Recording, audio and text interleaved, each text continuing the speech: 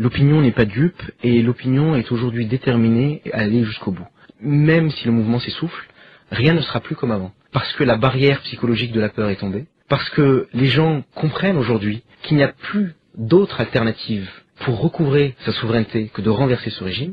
Et que les gens, mine de rien, ont soif de dignité, ont soif de liberté, ont soif d'honneur et se rappellent et continueront à se rappeler qu'il y a des gens qui sont morts pour défendre leurs droits et qui n'ont plus le choix de rester chez eux, qu'ils doivent tous sortir et qui doivent militer pour la fin de ce régime. Il y a très peu de gens face à cette situation qui vont vous dire qu'ils sont satisfaits de ces mesures. Ça n'est plus la question en réalité.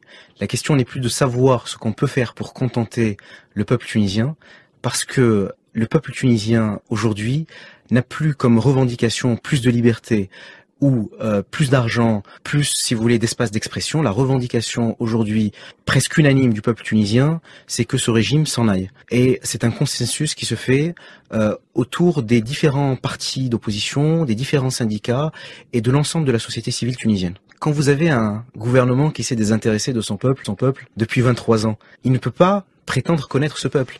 Il ne peut pas prétendre connaître les revendications de ce peuple. Le fait de demander l'ouverture d'une commission d'enquête contre la corruption. Mais attendez, si ça avait dû se faire, ça se serait fait il y a déjà bien longtemps.